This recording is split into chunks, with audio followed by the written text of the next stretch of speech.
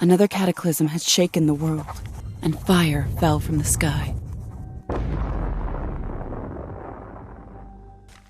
Sorry, this one's a little bit later than I would have liked, but finally I've got around to getting my keyboard out, whacking it into the Nintendo Switch, and busting my way through Epistory Typing Chronicles. It's an RPG where you ride a giant fox in a beautiful origami world with a lovely soundtrack. What more could you want? Thanks to Qubic Games for sponsoring this one, and I think after Platinum Games did something similar, the should you buy this on sale spotlight idea seems to work quite well. It's like a review without a score and helps you to decide whether you should add this one to your wish list. Now, what on earth is Epistory all about? And is it worth picking up while it's reduced and on sale? Well, let's find out.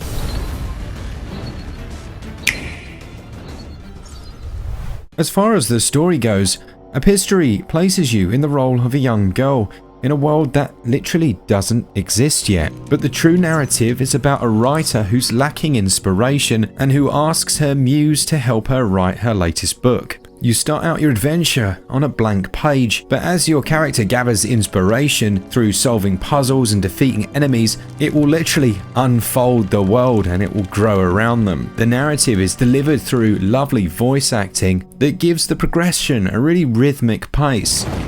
Until fire roared behind her. The meteorite had buried itself deep. Wicked things crept from its dark core. It's a technique I've seen used in a few games, and it always seems to pay off when it's combined with a lovely art style and a unique world, and it works so well here. Now, the gameplay is probably where you're most interested, and yeah, it says typing in the title, and you can play it with a keyboard. In fact, it's best played with a keyboard.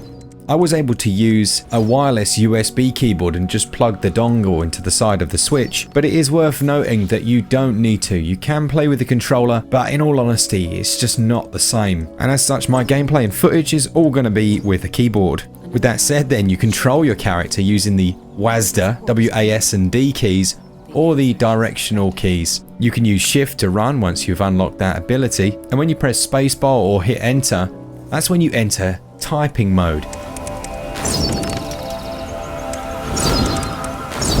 Now, typing mode essentially uses whatever power you currently have. Early on, you have the power to cast fire at enemies, and it's also used to burn down barriers and to solve certain puzzles. But you're locked in place when you're in typing mode and have to type really quickly to try and defeat the enemies. You can come out of this mode and run away if you choose, but there are also dungeons. So you unlock the areas, you move to a dungeon, and in there you might have several different puzzles to solve using the ability that you have, say it's fire or ice. And what I thought was very cool was when you gain that new magic, to switch between them you have to type the word. So you type ice and switch to the ice magic, type fire and switch back. It actually worked really well and I enjoyed it. Now, these dungeons play out a little bit like an action RPG. Enemies might attack you and you'll be typing frantically to get them killed, but then you'll enter an area where there's a puzzle of sorts, such as lighting torches. But again, you'll do this by typing the words associated with them and trying to do it quickly enough before they all go out. The puzzles become more complex, requiring you to activate different triggers before you then go and put the codes in the right order. And at the end of each dungeon, you'll usually find some form of boss segment. Now, the boss fight involves locking you in place and you're trying to defend against waves of enemies that gradually get harder, but the words associated with them also get much more tricky, and it strangely feels satisfying killing enemies in this way. However, do not try this game when you have a baby on your lap, because it just doesn't work, and they end up dribbling all over your hands and the keyboard, and you're trying to hold on to them with one arm, you look up, and you're dead. If you die in this game, it respawns you at the most recent checkpoint, and as you go about the world, opening chests, finding secret areas, doing puzzles and killing enemies, you'll gradually build up this bar at the bottom of the screen. And it's through this that you then unlock different areas of the world map.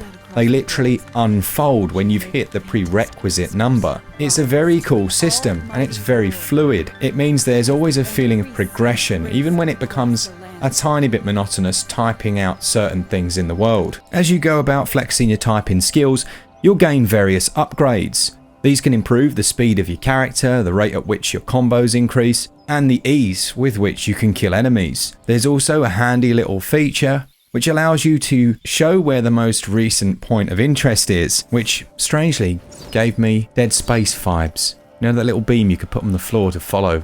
Man, I can't wait till the remaster of that one. There's a mapping system here, as well as fast travel, allowing you to go back and forth to the most recent dungeons. Now, if you find that you struggle to type the words in time, the difficulty of the game quietly adapts in the background, so if it notices that you are pushing the keys with 2 fists rather than your fingers, it will gradually make the words easier. You'll know you're doing well when the words get ridiculously long and the intensity cranks up. There is another game mode that I didn't spend a great deal of time in called the Competitive Arena. You can, from here, challenge other players for the top spot in the leaderboards, which is very cool. It's like the old school arcades, but weird and with a keyboard and a giant fox. Then we've got the visuals and the audio. Now, originally, I didn't really click with the art style until I noticed some of the smaller details and the way the world unfolds. It's actually incredibly clever. There's also a wide variety of different types of area and dungeon, and there are some lovely little touches like certain lighting effects which are added to your character. And I was just impressed by how much the environment's changed. It really does feel like a storybook adventure. I alluded to this one at the start, and that is the game has a beautiful soundtrack. It has lovely music and really good narration throughout. The river need not run so fast, and she need not be carried with it. As far as price goes, you probably guessed it's on sale. It's 20% off, taking it down to £10.79, and it really is a unique experience on the Switch. I've not played anything quite like this at all. If what you've seen appeals to you, then do consider checking this one out.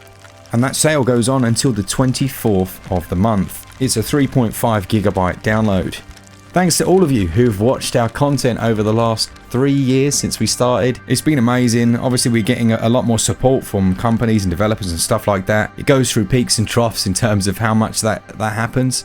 And I hope you appreciate that. As and when it's appropriate, we try and do our best with those. Do leave your comments down below. Let me know what you think of this one, if you're going to be busting out your typing skills. And as always, a big thanks to all of you and to our patrons who support us each and every month. For all things Switch, all the time, keep it Switch up. Cheers, guys. See ya!